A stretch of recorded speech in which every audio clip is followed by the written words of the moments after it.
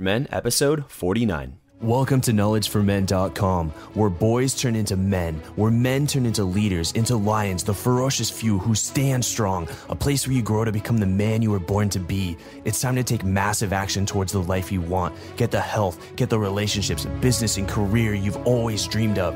Achieve a level of success and happiness that you've been searching for so many years. Life has given you enough, and it's time to take a stand and take full control of your life. Stand with us as we interview the most inspiring and successful leaders to give you real-world advice to crush life and awaken the sleeping giant inside of you.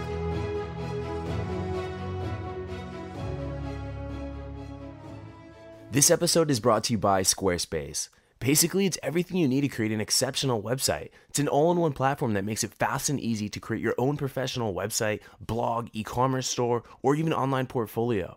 For a free 14-day trial and 10% off your first purchase, go to squarespace.com and use offer code KNOWLEDGE. It's a really great platform for anyone getting started or looking to switch over to something easy to use with a great design.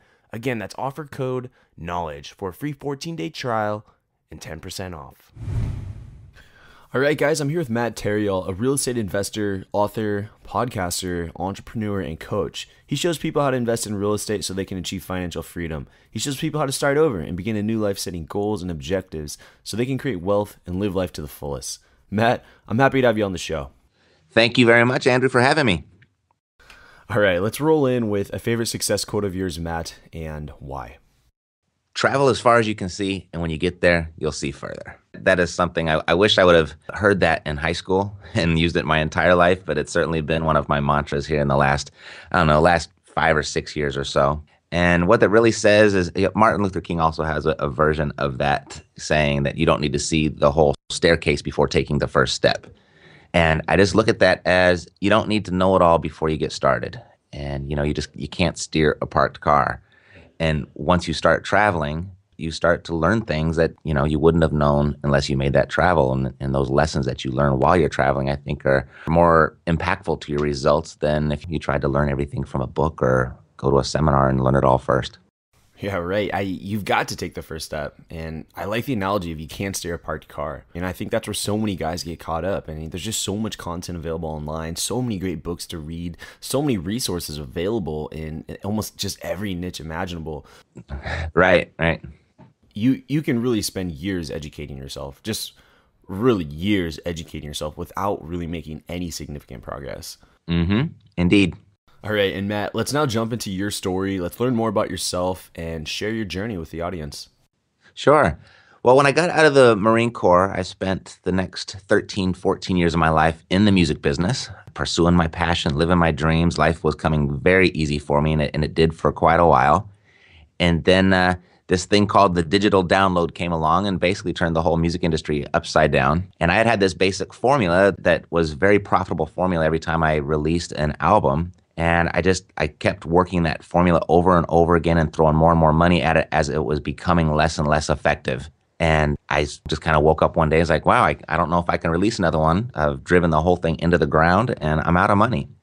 And I started life basically from scratch at age 34. I had to start over. And while I was starting over, I looked for all different types of things to pursue. And, where I ultimately ended up for a while, almost a year, was bagging groceries. And that was a very humbling experience, having come from a very, abundant lifestyle. I was really doing well for myself in my 20s. And I'd made my $1 million by the time I was 30. And here I am working for $7 an hour going paper or plastic. Yeah, it was rough. And I didn't know how to do anything else. I didn't have a plan B. I thought music and entertainment industry was going to be my career forever. And there was one day I just kind of went and decided to go do some research. Actually, the store manager had noticed that there was something wrong with me and that I was down more than normal. And he took me aside and I said, sir, I just want to get my life back. And I really, really miss the money. That's where I was. He told me that he had been working that grocery store for about 30 years. He's getting ready to retire. And along the way, he'd purchased a couple apartment buildings and that his whole future was financially secure because of those apartment buildings. And he says, if you want to, I never forget these words. His exact words were, real estate is the last frontier where the average person has a shot at creating great wealth. And whether that was true or not, I don't know. But it certainly resonated with me because I needed an answer. So I went home that night, started Googling, and gosh, I think 48 hours later, I was studying for my real estate agent license. And after about 4 years of doing that, I was fairly successful as a real estate agent. I had two clients right at the end of that career who gave me repeat business over and over and over again. And they were just like the dream clients. They really took a lot of the effort and work out of the whole profession. But when I noticed something, that I would show up to our meetings like on a Saturday. That's when real estate agents work. We'd show up on a Saturday. I'd be in a suit and tie. I'd have all the papers laid out on a desk for them. And then they would come. They'd be 20, 30 minutes late. And they'd be in jeans and a T-shirt. They'd sign their paperwork. And they were off to enjoy the weekend. And there I was stuck shuffling their papers and probably holding one of their houses open. And it just kind of clicked. I was like, okay, so if real estate is where the money's at, I'm sitting on the wrong side of the desk. So I had to basically reinvent myself as my real estate profession from agent to investor. And I've started with the book Rich Dad, Poor Dad. And here we are, fast forward 10 years later. I did exactly what they told me to do in that book, was to get your passive income to exceed your expenses and you'll be financially independent. So here I am. I did that in about 3.5, 4 years. And I've just kept it growing and growing and growing for the last 5 or 6. And now I teach others how to do the same. And that's where I am today. All right. And just kind of looking back, I'm curious exactly how you lost your money. You said you were making millions in the music industry, and then you found yourself out as a stock boy at a grocery store. Like, what happened there? Yeah, no, I had this formula for releasing an album. So I had a very set procedure, and I'd spend the money here, do the marketing here, the promotion there. And it just worked like a dream for a few years, really, really well. And as the digital download was taking market share away from the music industry, my formula was becoming less and less effective. So I was throwing more and more money at that formula rather than trying to create a new formula, which today, I don't think there is a formula for the music business. They still haven't figured it out, I don't think. Okay, so this really just brought your margins down. As you're spending more and more in marketing, you're earning less with each dollar. Yep. I was just driving it into the ground. I just thought, okay, well, this one didn't hit. Maybe the next one will hit, or maybe the next one will hit. And it was just, then all of a sudden, now all the music stores started to disappear. There's no more Tower Records. There's no more Virgin Records. There's no more Warehouse. They're all gone. And I was like, oh, well, I should have seen that coming, but I was really just so focused and had such tunnel vision on the music and what I'd done in the past that I was oblivious to what was happening. Yeah, and a similar industry that I see is potentially going to struggle is just the video game stores. Like we're talking about, music places. Well, video games like GameStop, I think they're going to suffer as more people are downloading their video games and not going to the store and buying their video games. Yeah, indeed. I just saw an interview yesterday on the TV. I was in a restaurant, and it was an interview with Larry Flint, the publisher of the Hustler magazine. And because of the internet, his circulation has gone from 3 million to 100,000. Oh my gosh. Because of the internet. So that has really impacted that industry as well. I'm sure Hustler's doing fine. They just got a big online business now. Yeah. He actually said that if he knew the casino business was as popular or was as lucrative as it is, he would have done that much sooner. So I guess his casino business has totally saved his empire. Well, interesting transition we just had here. Yeah, right? Okay, let's get back on track. Okay, right. And so it was really, your aha moment was when you were at the grocery store and your manager introduced you to personal development, introduced you to Rich Dad, Poor Dad, by Robert Kiyosaki. And now you have 2 podcasts where you help other people kind of get what you acquired when you built your business. The Do Over podcast and Epic Real Estate Investing. And after you made this transition, can you share with the audience some failure or some challenges that you had to overcome? Because as we all know, I'm sure it wasn't just all sunshine and rainbow, just as you became an entrepreneur and all the money just came your way. I'm sure that you had some challenges. Sure. The biggest lesson, and it's really the foundation of everything I'm about today, is I got my first deal. It was a little single-family residence, totally destroyed. It was completely uninhabitable right here in Long Beach, California. And I was able to purchase that at a really great price, and I turned that little single-family residence into a 4-plex. And that was my very first deal. It was like 60 days after I'd started my investing education. And so I felt like I was on the right track, and I was headed for exactly what I wanted out of real estate originally. And it took me about 8 more months before I found my second deal. And I found I was flat broke trying to find that second deal after 8 months, everything that I'd ever. Well, what kept you going? I mean, I've heard these stories of agents going months and months without any sales. Right. I mean, it's a scary place to be. So, what kept you going?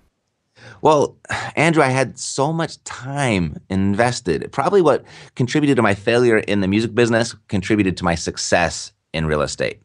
I'd had so much time invested. It was the only thing I knew how to do. I didn't feel like starting to learn something else again. I had people around me that were successful in it. So I saw that I had evidence. I had a network of people that were succeeding. So I knew that I could do it too if I just kept doing what they were doing. Eventually that success would hit me. So that's what kept me going. But the real aha moment was the fix and flip of property. It's a job, and it's a really tough job. And you're only as good as your last deal. And as soon as you complete one, you got to go out and find the next one. And that's when I was introduced, or not introduced, but when I really started to understand the concept of a residual income or passive income. So I switched from being a fix and flipper to a buy and holder. And that's where everything really shifted for me. And that's what's contributed to my financial independence today. And can you share with the audience what that means specifically, the buy and hold versus the flipping of the properties?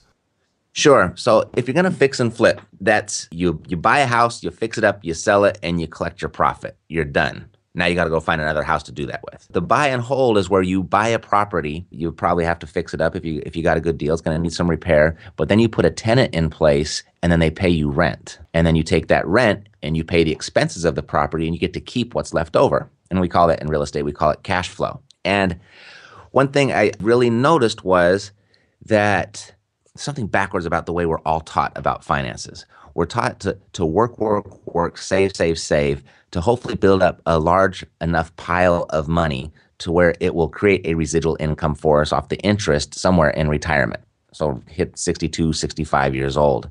And if you look at the stats per the Department of Health and Human Services, per the Bureau of Statistics, you'll see that formula of work, save for someday having enough to retire is failing 95% of our country. And what I kind of did, I just started doing some math with the properties that I was acquiring, and I noticed that, okay, let's flip that equation around. Let's not focus on saving the money to create the residual income.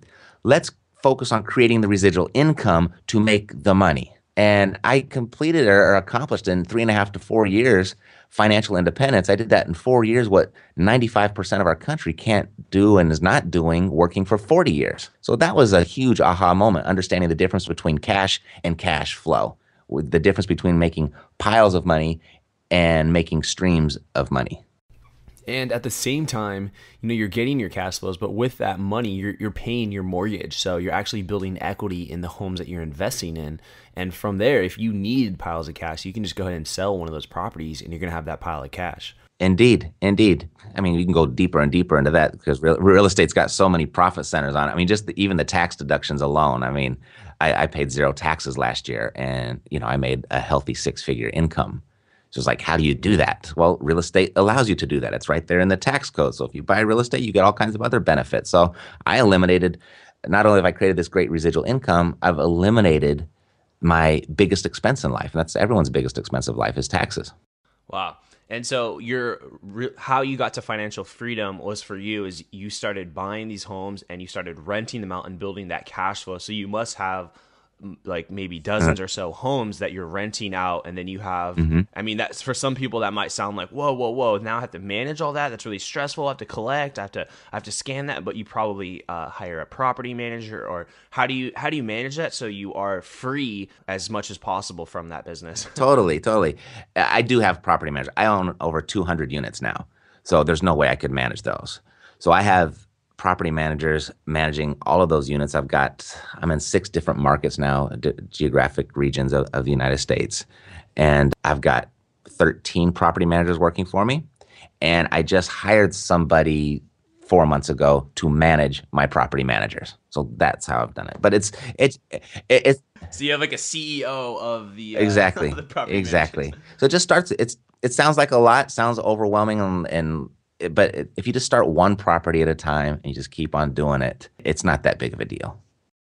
And just like your quote, just take action. Like you said, take the first step and just learn as you go. And I'm sure you've, well exceeded your expectations of what you thought you could do with real estate. Am I right?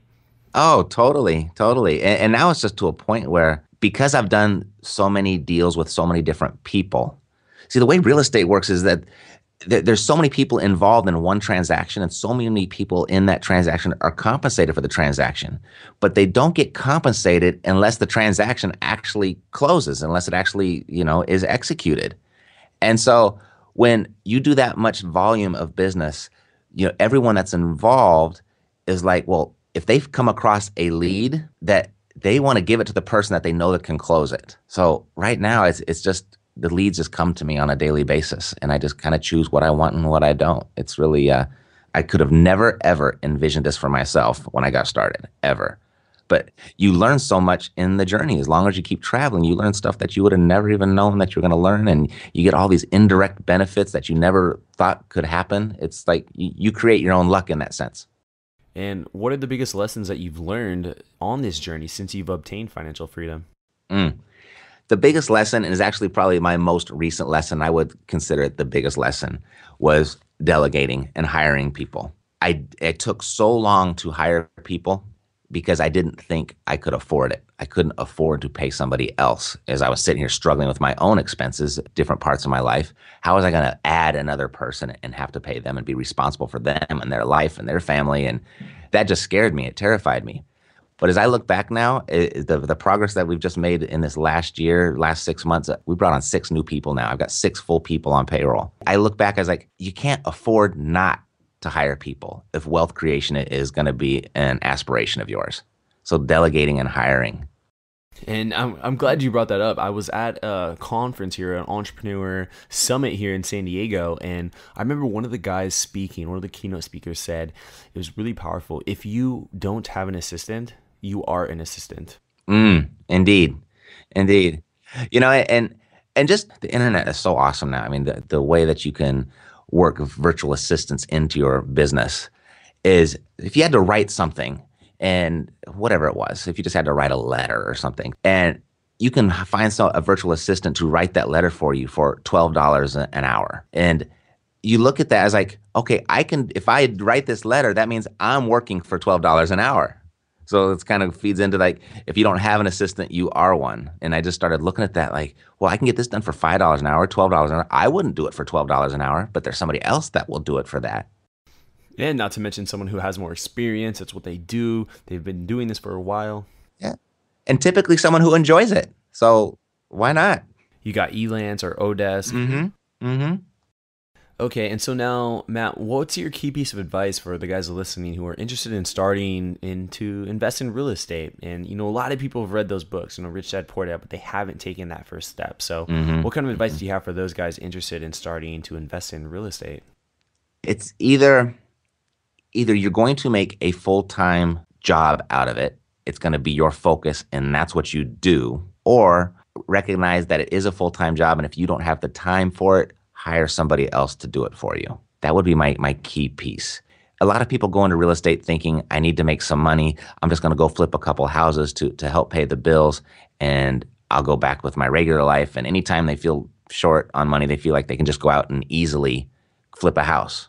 It's not easy. It's really, really hard work. The whole concept is simple, but it's really hard work. So go in understanding that this is going to take a certain commitment on your part if that's really what you want to do.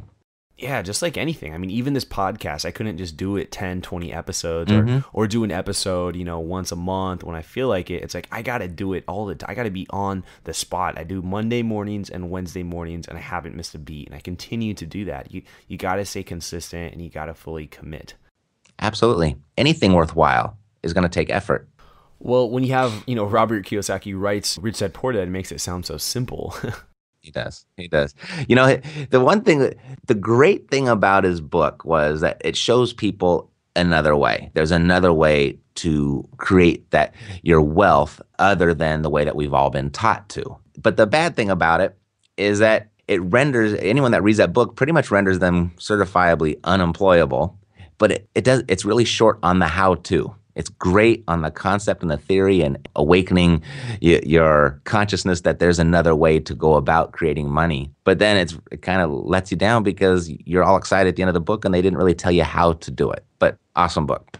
Yeah, exactly. And, it's really just an eye-opener for a lot of people. It kind of shows you what's possible. Absolutely. There's this old world, there's this new world. And in this new world, it's possible to obtain financial freedom. So, yeah. And now, Matt, let's now jump into something I call the knowledge round. Are you ready? I'm ready. Let's go. Have you ever tried to set up a website and just give up? Did you get overwhelmed? Was there just so much content available that you just put that project aside? Well, Squarespace makes it easy to quickly get a professional site up and running so you can focus on doing the things that you like doing and not coding. Squarespace is constantly improving their platform with new features, new designs, and even better support. They have beautiful designs for you to start with and all the style options you need to create a unique website for your personal taste and brand. It's incredibly easy to use, and if you need support, I know Squarespace has an amazing support team that works 24 hours a day, 7 days a week. They even have a great support team with over 100 employees. I guess in New York City, the office has been codenamed the Care Bear Lair. And that's not it, guys. You can get started for as little as $8 a month, and this includes a free domain name if you sign up for a year. It's a great deal, and that includes hosting, you guys. Every design automatically includes a unique mobile experience that matches the overall style of your site. So your content will look great on every device every time. That's really big, guys. Mobile is the future. If you sign up for Squarespace, make sure to use offer code KNOWLEDGE to get 10% off something that I worked out for you guys on your first purchase and to show support for Knowledge for Men. Again, that's offer code KNOWLEDGE. Welcome to the Knowledge Round, where the guests will be asked rapid-fire questions to give the audience invaluable pieces of wisdom to help transform their lives. Starting in 3, 2, 1, showtime. All right, Matt, how would you explain financial freedom to a newcomer? Financial freedom is when you can do what you want, when you want to do it, without regard to the price tag. And how can others obtain financial freedom?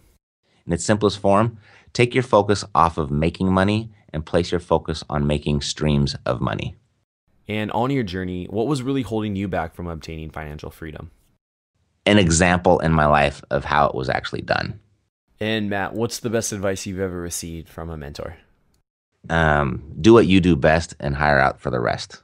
This one thing sounds like it's a big theme of yours throughout this episode. How much has it costed you?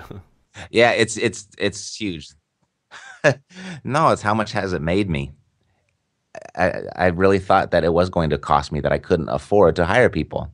And now I look at how much more it's making me and how much more free time that I have now that I've done it.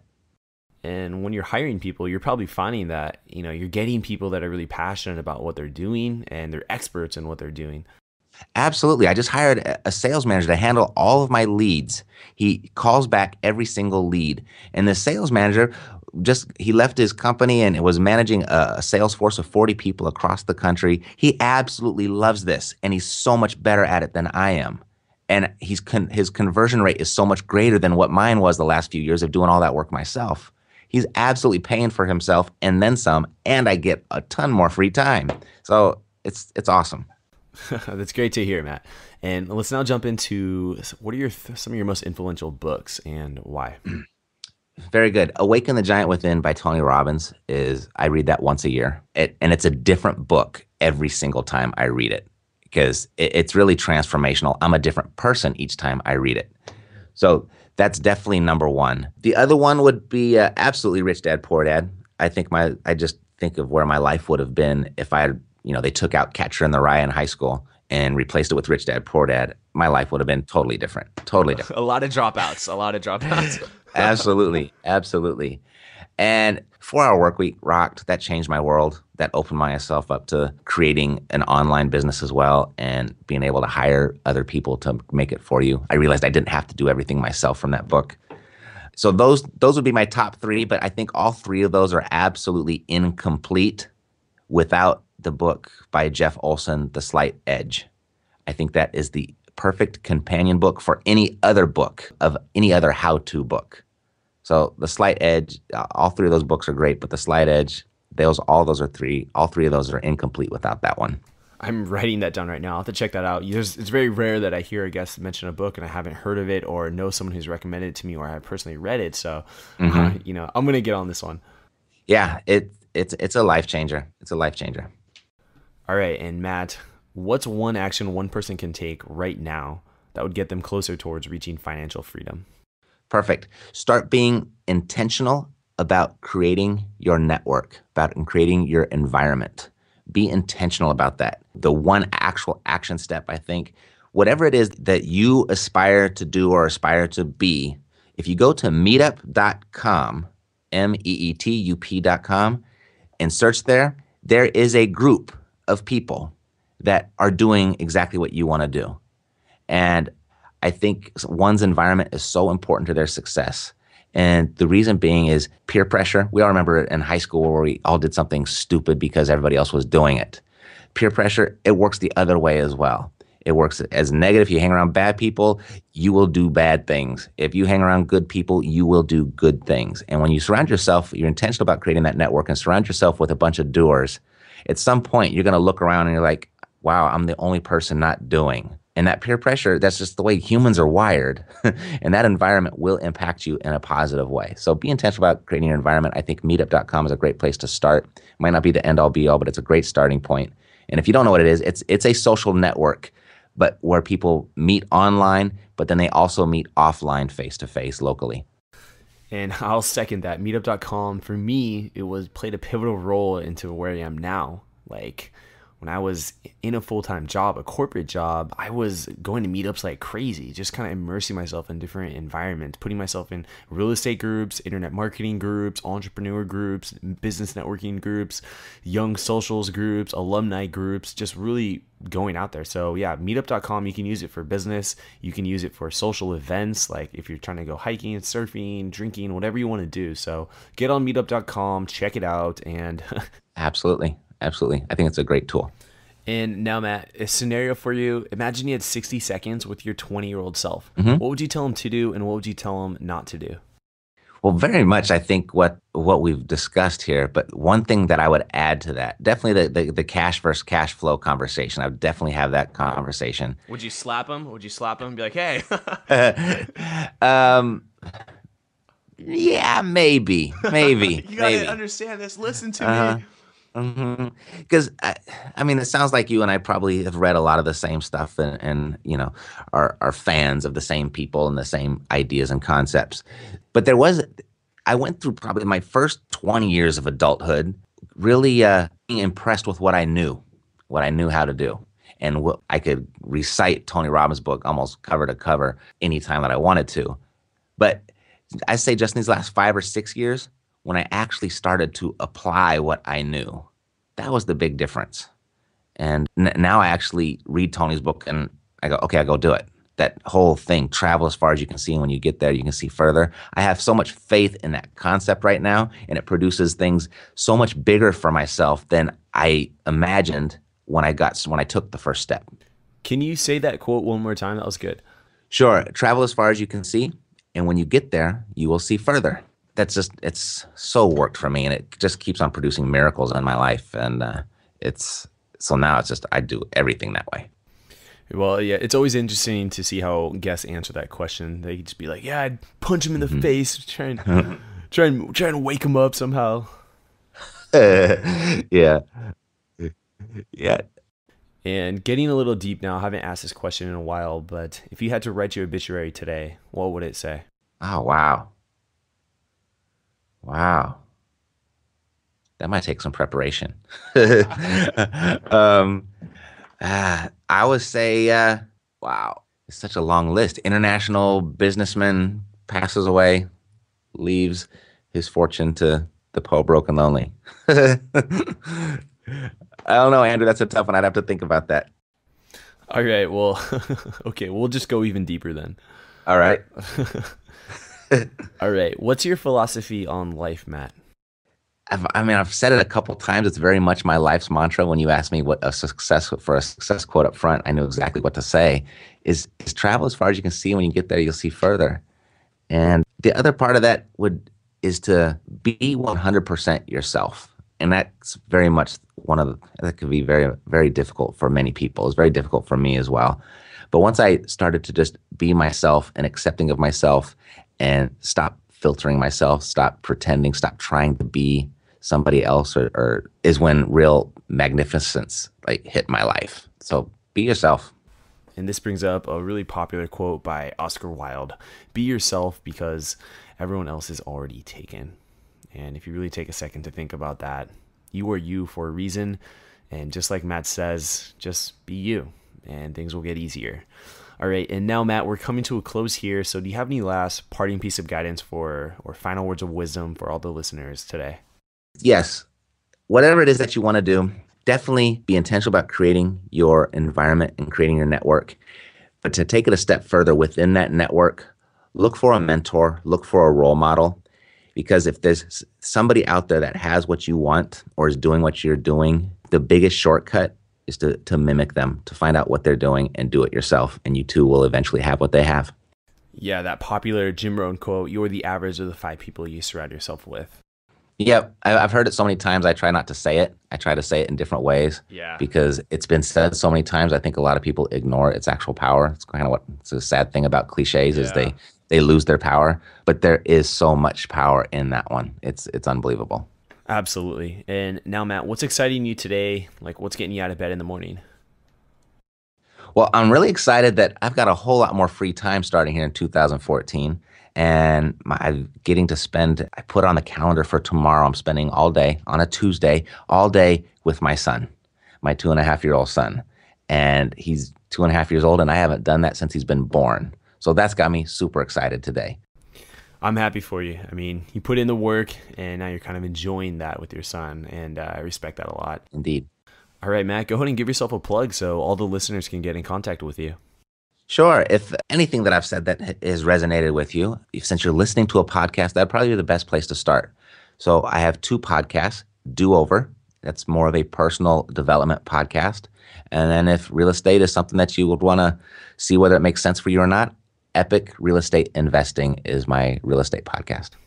All right, Matt, thank you so much for being on the show and sharing your story, your lessons of real estate and your journey. Thanks again. Absolutely, Andrew. Thanks for having me. All right, that's going to wrap up episode 49 with Matt Theriault. All right, and the challenge item that I have for you here today is to get a copy of Rich Dad Poor Dad by Robert Kiyosaki.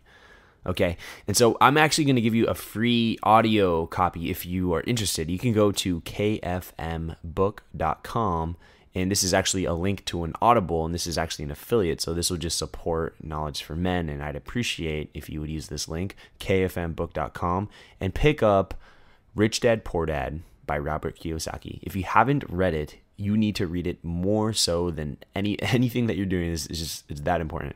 I read it. It definitely changed my views. It definitely changed the way I look at money and understanding how you can obtain financial freedom. And it is a big, supporter of investing in real estate. It's changed many of my friends' lives who actually went on to become successful real estate investors. Obviously, I'm not a big real estate investor, but I do understand the value of that book, and I want you to read it because it has changed so many lives, and it's a very powerful book. And Matt Theriault, that was his aha moment, was reading that book. So kfmbook.com, and you can pick up a free audiobook version of Rich Dad Poor Dad, so you can listen to that when you're on the go. I hope you get it, and then let me know your thoughts after reading that book. And if you've already read it, then just shoot me an email at andrew@knowledgeformen.com and share with me your thoughts. Share with me your thoughts on Rich Dad Poor Dad and also this episode. All right, guys, until next time. Thank you for listening to the Knowledge for Men podcast show. It's been a pleasure having you be a part of a thriving community of men who want to crush it in all aspects of life. I'm on a mission here to inspire millions of guys, and with your help, we're going to make a dent in the universe. Check out knowledgeformen.com for a ton of free content that's designed to help you live a remarkable life. Again, that's knowledgeformen.com. I hope to see you there. And always remember, 2014 is the official year of the crush, where we take action to get the life we've always dreamed of. This is your host, Andrew Farabee, and until next time, let's do it.